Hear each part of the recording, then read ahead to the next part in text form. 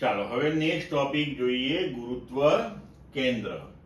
તો કોઈ પણ પદાર્થ કે તંત્રનું ગુરુત્વ કેન્દ્ર એટલે કે સેન્ટર ઓફ ગ્રેવિટી એ બિંદુ તરીકે વ્યાખ્યાયિત થાય છે કે જ્યાં પદાર્થ પરનું કુલ ગુરુત્વાકર્ષી ટોર્ક અથવા તો ગુરુત્વાકર્ષણ ટોર્ક શૂન્ય હોય છે.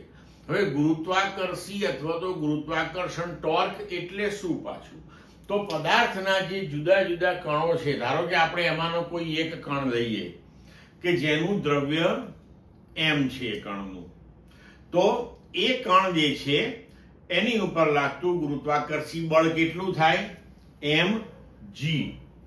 તો હવે આ જે ગુરુત્વાકર્ષી બળ mg જે છે એ સેન્ટર ઓફ ગ્રેવિટી એટલે કે ગુરુત્વ કેન્દ્રની સાપેક્ષે એ કણ પર કેટલું ટોર્ક લાગુ પાડે?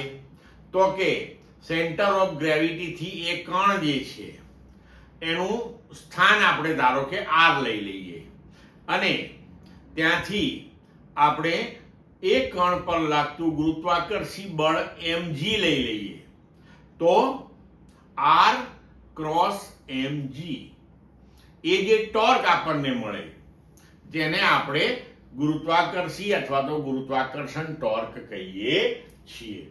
હવે ધારો કે જો કોઈ આઈમાં કણનો આપણે વિચાર કરીએ પદાર્થના અને તેનો સેન્ટર ઓફ ગ્રેવિટીની સાપેક્ષે સ્થાન સદિશ જો ri હોય અને તેનું દ્રવ્યમાન જો આપણે mi લઈએ તો સેન્ટર ઓફ ગ્રેવિટીની સાપેક્ષે તેની પર લાગતું ટોર્ક ટાઉ i બરાબર ri ક્રોસ fi.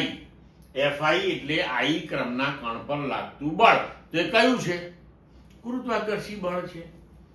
તો mi એ કણનું દળ છે ઇન્ટુ g. પણ હવે સેન્ટર ઓફ ગ્રેવિટી એને કહેવાય કે જે બિંદુની સાપેક્ષે બધા જ કણો પર લાગતા આવા ટોર્કનો સદિશ સરવાળો આપણે લઈએ તો તે શૂન્ય થાય. તો હવે આપણે લખી શકીએ કે ગુરુત્વ કેન્દ્રને અનુલક્ષીને કુલ ગુરુત્વાકર્ષણ ટોર્ક કેવું હોય? શૂન્ય હોય. તો આપણે લખી શકીએ કે ટાઉ g બરાબર સિગ્મા ટાઉ i બરાબર શૂન્ય થશે. બરોબર? તો એને લખી શકીએ કે સિગ્મા સદિશ ri ક્રોસ mig એના બરાબર શૂન્ય. બરોબર?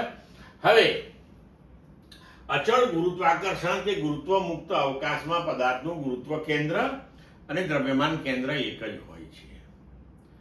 આવું આપણે એટલા માટે કહી શકીએ કે જો પદાર્થ નાનો હોય તો એના જુદા જુદા કણો પાસે એટલે કે એના કણના જે જુદા જુદા સ્થાનો છે તેના માટે g અચળ હોય.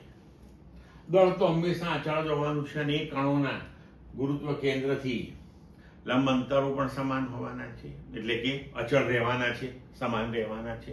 દરેકના સમાન ના હોય પણ જે તે કણના ગુરુત્વ કેન્દ્રને અનુરૂપ અચળ રહેવાના છે. તો g જો અચળ હોય તો સ્વાભાવિક છે કે દ્રવ્યમાન કેન્દ્ર અને ગુરુત્વ કેન્દ્ર એક જ આવશે. પણ જો પદાર્થ એટલો બધો વિશાળ હોય કે જ્યાં જુદા જુદા સ્થાન ઉપર g નું મૂલ્ય જુદું જુદું હોય તો એવા કિસ્સામાં દ્રવ્યમાન કેન્દ્ર અને ગુરુત્વ કેન્દ્ર એ અલગ અલગ હોય છે. આમ જોવા જઈએ તો દ્રવ્યમાન કેન્દ્રને અને ગુરુત્વ કેન્દ્રને કોઈ લેવા દેવા જ નથી. બરોબર છે? દ્રવ્યમાન કેન્દ્ર એ દ્રવ્યમાનના વિતરણ ઉપર આધાર રાખે છે, એને ગુરુત્વાકર્ષણ સાથે કોઈ લેવા દેવા નથી.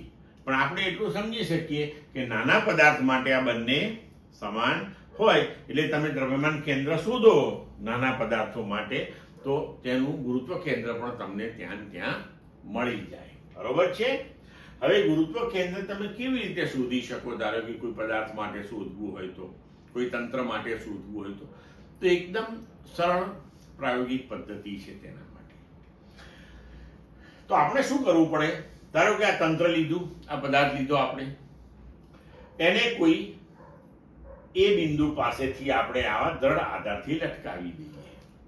બરાબર? દોરીથી બાંધીને આમ ધારો કે લટકાવી દીધો આપણે. હવે આપણે શું કરીએ કે આધાર બિંદુ જે છે અથવા તો જે બિંદુએથી પદાર્થને લટકાવ્યો છે એ અને બિંદુ એ એટલે કે કણ એ પાસે કે જ્યાં પદાર્થને આપણે બાંધેલો છે, બરોબર છે. તો આ જે દોરી છે તેમાંથી પસાર થતી એક આપણે રેખા લઈ લઈએ. ત્યારબાદ આપણે આ પદાર્થને બી બિંદુએથી આવી જ રીતે લટકાવીએ, ફરીથી એક આવી રેખા તૈયાર કરીએ, ત્યારબાદ સી બિંદુએથી લટકાવીએ, બરોબર છે. તો આવી રીતે ઘણા બધા બિંદુએથી પદાર્થને લટકાવીને જો આપણે આવી રેખાઓ તૈયાર કરીએ તો આ બધી જ રેખાઓનું જે છેદન બિંદુ હશે એ આપણા પદાર્થનું સેન્ટર ઓફ ગ્રેવિટી એટલે કે ગુરુત્વ કેન્દ્ર હશે. તો આવી એક ખૂબ સરળ પદ્ધતિથી આપણે પદાર્થનું ગુરુત્વ કેન્દ્ર શોધી શકીએ છીએ. ક્લિયર મિત્રો?